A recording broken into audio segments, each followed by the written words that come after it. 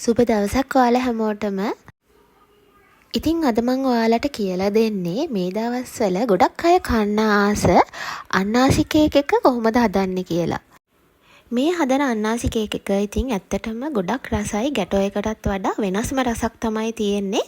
අපි එහෙනම් බලමු කොහොමද ලේසියෙන් හදන්නේ කියලා. ඉතින් අන්නාසි කේක් එක මම හදන්නේ බටර් කේක් වලින්.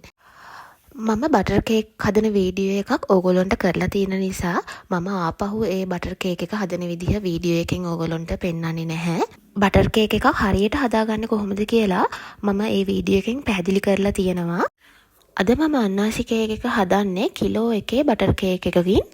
මම අඟල් 8 රවුම් තැටියකට තාලා තමයි බේක් කරගත්තේ. ඕගොල්ලොන්ට මේ වගේ අඟල් 8 හතරස් ට්‍රේ එකකට උනත් දාගන්න පුළුවන්. ඕගොල්ලොන්ට අඟල් 9 උනත් ගන්න පුළුවන්. ඊට වඩා වැඩි සයිස් එකක් ගන්න එපා. ඒ කියන්නේ අඟල් 10 11 සයිසස් වලින් ගන්න එපා.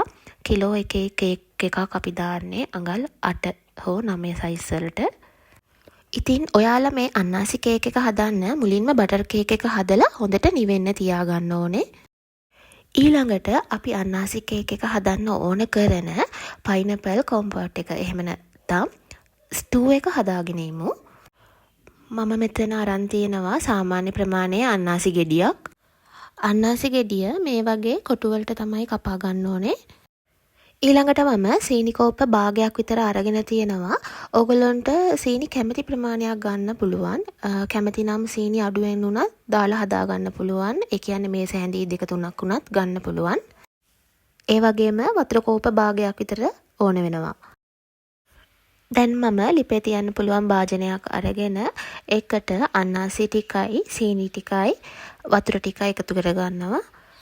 අන්නාසි වලට දාපු සීනි ටික දිය වෙනකන් විතරක් ලිපේ තියලා ගත්තම ඇති. මේ වගේ වතුර ටික රත් වෙලා බුබුලු දාගෙන එද්දි ලිප ඕෆ් කරන්න ඕනේ.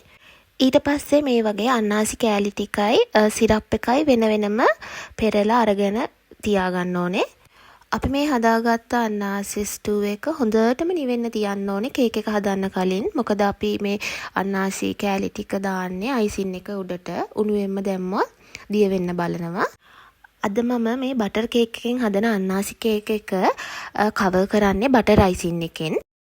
ඉතින් බටර් අයිසින් එක හරියටම කොහොමද හදාගන්නේ කියලා මම ඕගොල්ලන්ට කලින් වීඩියෝ එකකින් කියලා දීලා තියෙනවා.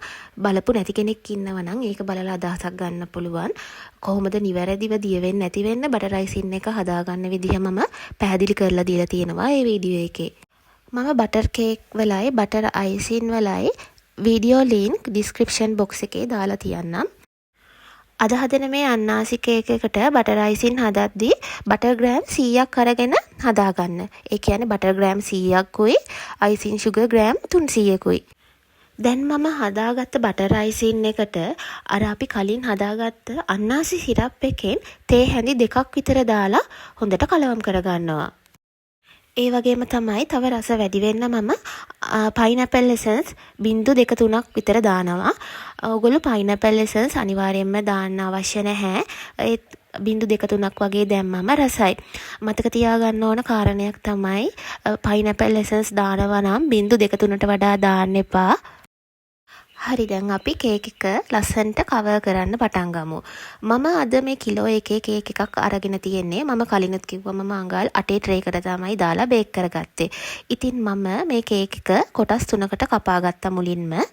එක කේක් කොටසක් මේ විදිහට ඔයාලා කේක් බෝඩ් එකට හරි තමන් කේක් හදන ප්ලේට් එකට හරි දාලා මුලින්ම අපි අර හදාගත්ත අන්නාසි සිරප් එක මේ විදිහට හොඳට ගාන්න ඕනේ කේක් එකේ.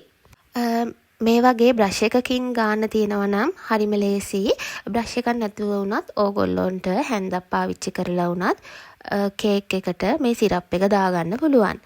ඉතින් අන්නාසි සිරප් එක දාගත්තට පස්සේ ඊළඟට මම හදාගත්ත බටර් අයිසින් එකෙන් ටිකක් මේ විදිහට දාලා ස්පැචුලා එකෙන් තුනී කරගන්නවා හොඳට. මේ වගේ ස්පැචුලා එකක් තියෙනවා නම් හරිම ලේසි තුනී කරගන්න. කේක් බඩු කඩවල් වල මේ කේක් හදන උපකරණ හැම දෙයක්ම විකුණන්න තියෙනවා. ඉතින් ඔයගොල්ලොන්ට මේ වගේ ස්පැචුලා එකක් ගත්තොත් හරිම ලේසියෙන් ගෙදරදී කේක් එකක් අයිසින් කරගන්න පුළුවන්. ඊට පස්සේ අයිසින් එකට උඩින් මේ විදිහට අන්නාසි ස්ටූ එක දාගන්න තමයි තියෙන්නේ. මේ විදිහට හොඳට කේක් එක වටේටම දාගන්න. මොකද අන්නාසි කෑලි හැපෙද්දි හරිම රසයි මේ කේක් එක. ඉතින් ඊළඟට මම දෙවෙනි කේක් ලේ එකත් දාගත්තා. මුලින්ම දාපු කේක් ලේ එක වගේම තමයි මේ විදිහට මුලින්ම සිරප් ටික දාගන්නවා. ඊට පස්සේ අපි අයිසින් වලින් කවර් කරගන්නවා. ඊට පස්සේ අයිසින් එක උඩට ස්ටූ එක දාගන්නවා. මම මේ කොටස විතරක් ස්පීඩ් කරලා තියෙන ටිකක්. ඉතින් මේ විදිහට තුන්වෙනි කේක් ලේ එක දාගත්තට පස්සේ මේ විදිහට මුලින්ම අපි අයිසින් වලින් කේක් එක කවර් කරගන්න ඕනේ. මම සම්පූර්ණ කේක් එකම මේ විදිහට බටර් අයිසින් එකෙන් හොඳට කවර් කරගන්නවා. ඉතින් මේ වගේ ඕෆ්සෙට් ස්පැචුලා එකකින් අපිට ලේසියෙන්ම අයිසින් ගා ගන්න පුළුවන් කේක් එකට. මම ඉක්මනින්ම කේක් එකක් කොහොමද බටර් අයිසින් වලින් ලස්සනට කවර් කරන්න කියලා ඔයගොල්ලන්ට වෙනම වීඩියෝ එකකින් අරන් එන්නම්. ඉතින් මේ වගේ ස්ක්‍රේප් එකක් අරගෙන වැඩි අයිසින් ටික ඉතාමත් පහසුවෙන් අපිට අයින් කරගන්න පුළුවන්. ඉතින් කේක් එක අයිසින් කරලා ඉවරනාට පස්සේ මම විනාඩි 10ක් විතර ශීතකරණයේ පහළ කොටසේ කේක් එක තියලා තියෙනවා කූල් වෙන්න. මම අද මේ අන්නාසි කේක් එකට අයිසින් එක ලේ එකක් විතරයි දාගන්නේ. ඔයගොල්ලන්ට කැමති නම් කේක් එක ෆ්‍රිජ් එකේ තියාගත්තට පස්සේ ආපහු අරගෙන ආපහු අයිසින් ලේ එකක් දාගන්න පුළුවන්. කේක් එකේ පැණි රස ගතිය ටිකක් අඩු කරගන්න ඕන නිසා මම ඉතින් අද එක අයිසින් ලේ එකක් විතරයි දාගන්නේ. ඉතින් මම කේක් එක විනාඩි 10ක් විතර ෆ්‍රිජ් එකේ දාගත්තා. ඉතින් මම දැන් කේක් එකට ලස්සන බෝඩර් එකක් දාගන්න තමයි හදන්නේ. අද මම පාවිච්චි කරන්නේ 32 කියන නොසල් එක. ඉතින් මම දැන් කේක් එකේ උඩ කොටසට මේ විදිහට ලස්සනට බෝඩර් එකක් දාගන්නවා. කේක් එකේ යට කොටසටත් මේ විදිහට මම සිම්පල් බෝඩර් එකක් දාගන්නවා.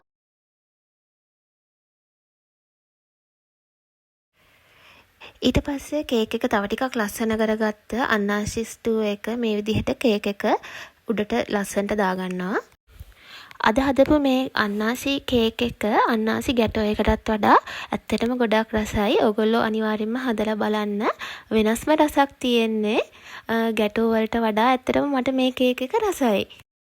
ඒ වගේම තමයි අපි මේ කේක් එක හැදුවේ බටර් අයිසින් වලින්නේ. බටර් කේක් එකෙන් තමයි හැදුවේ. ඉතින් බටර් කේක් එකෙන් හදද්දී කිසිම අපහසුවකින් නැතුව අපිට මේ කේක් එක අයිසින් කරගන්නත් පුළුවන්. ඒ වගේම තමයි අයිසින් අපි දැම්මෙත් එක ලේයර් එකයිනේ. එතකොට මේ කේක් එකේ පැන් රස ගතිය ටිකක් අඩුයි ඇත්තටම. ඉතින් ඇත්තටම ළඟ ළඟම එන අලුත් අවුරුද්දටත් ඒ වගේම උපන්දින වලටත් ඕගොල්ලන්ට මේ කේක් එක ගෙදරදිම ලේසියෙන්ම හදාගන්න පුළුවන්. මම කේක් එකේ කෑල්ලක් කපලා පෙන්නන්නම් කොහොමද කේක් එක ඇතුළේ පේන්නේ කියලා. ඔයගොල්ලන්ට පේනවා ඇති ලස්සනට කේක් එක ලේයර් වෙලා ඒ වගේම අන්නාසි කෑලිත් කේක් එක ඇතුලේ හොඳට තියෙනවා කියලා පේනවා. ඒ වගේම තමයි මේ අන්නාසි කේක් එක ඇත්තටම හරිම සොෆ්ට්. අර පයිනැපල් ගැටෝ එකේ වගේම හොඳට තෙත ගතියට තියෙනවා. මොකද අපි මේ කේක් එකට අන්නාසි සිරප් දාලා හොඳට කේක් එක පොඟව ගත්තානේ.